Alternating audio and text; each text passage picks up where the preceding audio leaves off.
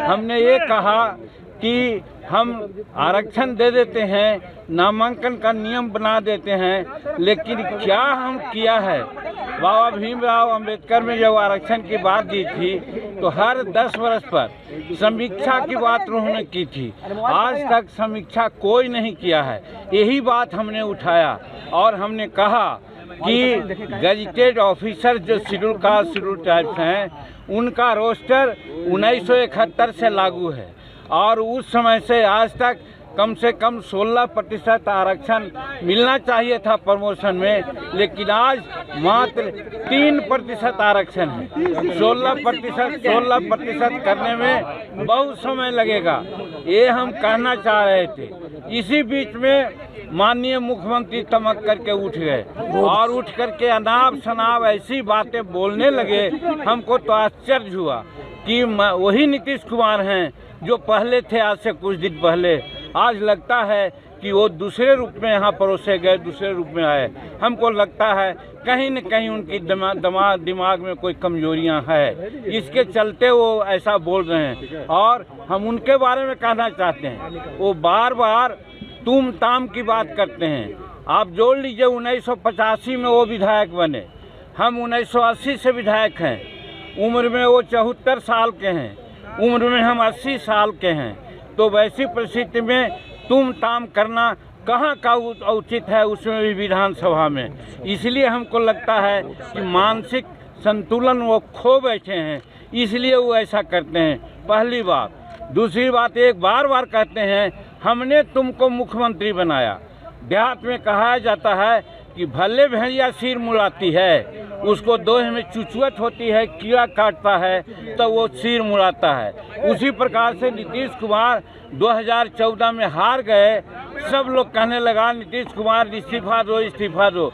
अपनी लाज बचाने के लिए एक सीधा साधा आदमी को मुख्यमंत्री बनाने का काम किया। जीतन मांझी को उन्होंने अंडर एस्टिमेट किया था, समझ लिया था कि ये तो भुइयां मुसहर का परिवार है, हम जो कहेंगे वो करेगा।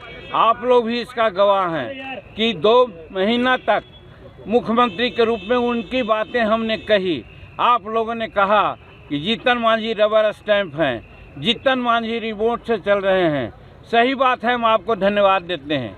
आपकी इन बातों ने हमको प्रेरणा दी और प्रेरणा के बाद हम जब काम करने लगे तो यही इनके चमचा लोग कहा, ए नीतीश बाबू, जीतन मांझी को आप बनाए थे कि जो कहिएगा सो करेगा, तो ऐसा न करके राजहित में ऐसा निर्णय ले रहा है।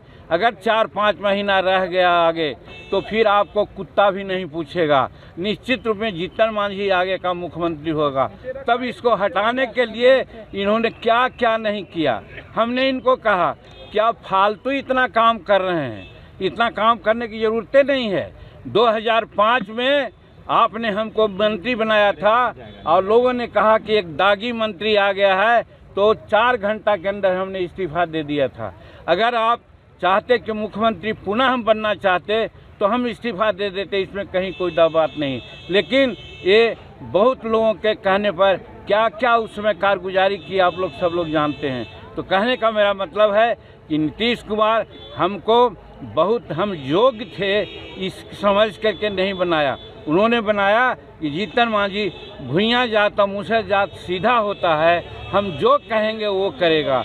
लेकिन हम 9 महीना में जो किया आपके सामने है। और आज जब हम विधानसभा में आरक्षण पर बोलने की बात किया, हम अगर न बोलते तो कौन बोलता। आज हम 43 वर्ष से यहाँ का सदस्य हैं, मुख्यमंत्री के पद पर रह करके और मंत्री पद पर रह करके, राज्य मंत्री के पद पर रह करके, उप मंत्री के रह करके हमने जो अनुभव किया, अनुभव शेयर करना चाहते थे और शेड्यूल कास्ट शेड्यूल ट्राइब्स को उचित हक मिले। इसी के लिए हमने कहा कि आज 16% आरक्षण है, लेकिन आप जानते हैं कि कितना आरक्षण लाभ है और कितना लोग लाभान्वित हुआ है। आज हुआ है 7% आरक्षण है। इसको कौन देखेगा।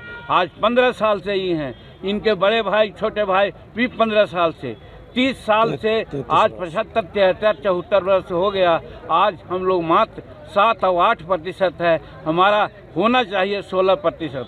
अब जब ये आगे बढ़ा रहे हैं 20% कर रहे हैं, तो 20% करने से क्या फ़ायदा है जब ये नहीं देखेंगे कि हमको 20% लाभ मिलता है या नहीं। यही कहना चाहते थे, लेकिन इस बात को सुनना नहीं चाहते थे।